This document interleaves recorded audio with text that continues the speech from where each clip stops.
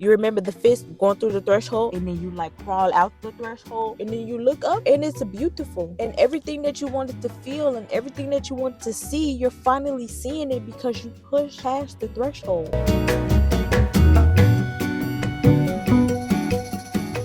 You're not lazy. You're just resisting change. Any advice that I ever give you on this channel is coming from a place that I've already been, a place that I'm currently in. Today, we're going to talk about resistance. What is it? What are the signs? How can we kill it? Now, the only way that I know how to give you guys advice or speak on a subject is by putting myself in the topic. You guys may or may not know, me and my family recently just moved to a different city, an hour away from where we used to stay. When we were in our last apartment, I was dreaming and praying and begging for this day where I could be in this beautiful neighborhood so I can start better habits and finally start making progress towards my goals. And now here we are. We haven't been here for a full week yet, but it's coming up on a week. I can already tell that I'm bringing my old beliefs and my old habit into this new space. I always feel this energy force like just pulling me back whenever I start to feel myself move forward. It always comes at the same time, and now I finally can put a name to it. It's called resistance. That's the part of your brain that doesn't want you to change. That's the part of your brain that wants you to stay in your comfortable spot where you know that it's safe. And the longer you stay there, the longer it's going to take you to get out of it. So let's break down some of the signs of resistance. I'm going to use myself as an example, of course. I've been trying to do content for years at this point. I started when I was 16, just doing like funny little skits and videos. And then I moved on to vlogs. And now I'm on to like wellness, mental health, physical health. Every single time that I start, I always make a list of video ideas and then on the days that I want to film them. So when it comes to scheduling content and like planning for the content, oh yeah, I'm good at it. I could do that all day. But when it comes to actually filming it or editing it, that's where the resistance comes in. On the day of the filming day of whatever video I'm filming that day, I always seem to find an excuse. Either my hair's not done, or I don't feel like this is the right day to film this video, or I'm just not feeling this video idea anymore. Or it can be I have a really good video idea and I never film it because in my head, I tell myself that nobody cares about what you're talking about. You're not going to make a difference. You're not going to make a change. But resistance can show up in a plethora of ways.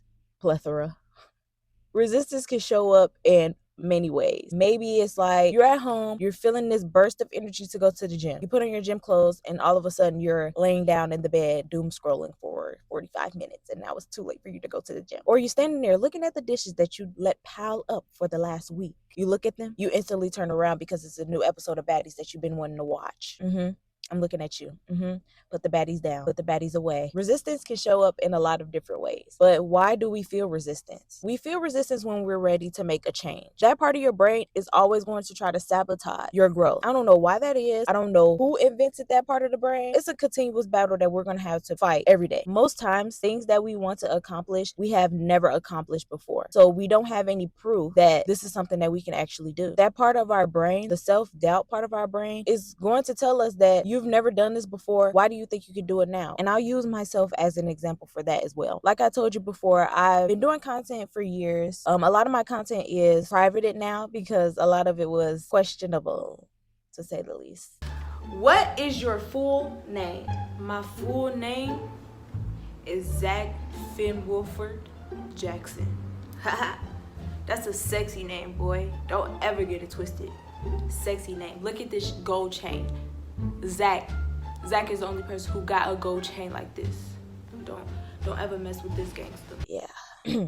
When it comes to my content now and the content that I'm trying to create now, which is, like I said, the wellness content, I still don't know everything there is to know about wellness and mental health and physical health. But this past year, I've been pretty consistent on it. And even though I fell down a couple of times, I've always managed to get back up. From all the niches and all the things that I could talk about, I always end up back here. Like I always end up back doing this. That has to mean something. I just want to help in a way that I didn't know how to help myself when I was younger. And I enjoy talking about mental health, and I enjoy talking about the gym, and I enjoy talking about running. I enjoy it. So why is that part of my brain telling me that I'll never be able to help anyone? Why is that part of my brain telling me that what I say doesn't matter? Because I know that it does. I know I can help. I know I can make a difference. I guess that can also come down to imposter syndrome, where you feel like where you're doing something, but you feel like you have no business being in that position. People that I've been watching for years and years, I feel like that I will never amount to what they've amounted to. I'm resisting letting the part of my brain believe that I can get there, believe that I can get brand deals, or I can get opportunities, or I can get flown out somewhere. Not saying that like that's all that this is, but I'm just saying like that part of it. Like maybe one day I could get a plaque. The resistance is not letting my brain believe that that could even be a possibility for me. Because when you've been in a environment or these type of ideals have been embedded into your brain, it is so difficult to get out of that and create your own beliefs. That's really all that this is you have to create your own beliefs. I grew up in an environment where you had to hustle, overwork yourself. For a long time, that's what I've been doing. I've been overworking myself to the point of burnout. That's not what I want to do anymore. I don't want to feel burnt out. I want to feel rejuvenated and I want to feel fresh. I'm getting a little bit off topic, but yeah, just remember those little tips. I found the best way to beat resistance is to provide yourself with proof. By actually filming this video, by actually putting my camera up, plugging my microphone up, and actually talking to this camera, I am giving myself proof that I can do it. By going to edit this video, I am giving myself proof. So say for instance, your goal is to go outside and run every day. Go outside and run for 2 minutes. Go outside and run for 5 minutes. Go outside and run for 3 minutes. Just go outside and run. Who says that the intensity matches the value? Just because you didn't run a marathon when you went outside doesn't mean you're not making any progress towards your goals. Like for me, I feel like if I'm not posting every single day, if I'm not posting value every single day, then I'm never going to grow, or it's just no point of me even doing this. Consistency is better than intensity. All you have to do is give yourself that consistent proof that you can do what you said you were going to do, and I promise you everything is going to change for you. At the beginning of this year, when I was taking the gym super seriously and I lost all that weight, that was me giving myself proof. By showing up for myself every day like that, I was giving my brain proof. I was killing that resistance. Another thing, how I said that part of my brain is always telling me that I'm not helpful or I don't help people. I give myself proof by talking to my friends or talking to my family members, people who I've literally helped just by being me. I didn't even need to give them advice like I'm trying to give y'all or anything like that. I was just literally being me. I was listening. I was being a helping hand. I was being there for them when they needed me. A hug, a smile, a high five, like literally anything is helpful. You're never going to feel ready. When you first start something and it's new and it's scary, but you really want to do it, you're never going to feel ready. You might as well kill that thought right now. It's not about what you have. It's about what you do with what you have. That's a lesson that I learned over these past couple months. When we were struggling to find a place, I had put all my goals on hold because I was saying I will do everything once we get the new place. And that just made me feel bad because I just have all these ideas and all these thoughts that I wasn't executing because I was waiting, because I wanted to feel ready. So I get it. I get stuck in that cycle sometimes too. I get stuck in wanting to have that right energy. Sometimes you're waiting to feel what you think you should feel in that moment. But if you wait for that, you're never going to start. And I know that this is basic advice, but sometimes the basics is really what you need to get started. I'm going to drill it into your head until you actually start executing. And that's what I told my sister. I told her, I'm going to drill this into your head. I'm going to be the drill sergeant. Da-da-da-da. It's time to wake up.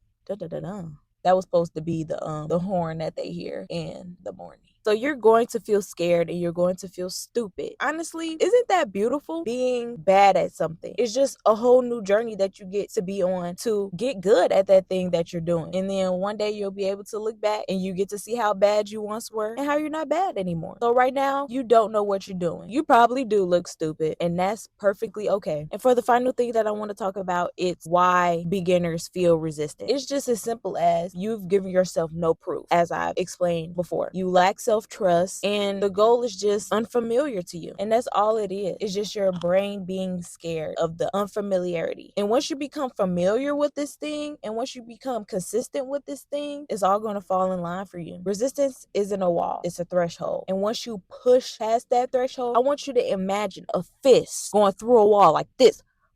Just think about how you're going to feel once you come out the other side. You remember the fist going through the threshold, and then you like crawl out the threshold, and then you look up, and it's beautiful. And everything that you wanted to feel and everything that you wanted to see, you're finally seeing it because you pushed past the threshold. This was a very nice episode. I really hoped I helped at least one person. Actually, I did help one person. I helped myself because this was me pushing past my threshold. And I'm proud of myself. I don't necessarily like to give intro because I just like to get to the meat of the video. If you don't know who I am, my name is Jayla. I call myself your big sister in all things wellness, mental wellness, physical wellness, emotional wellness. I hope you guys enjoyed the video. Make sure you like, comment, and subscribe. Turn on your post notifications so that you get notified every time I post. Bye. I'll see you guys later.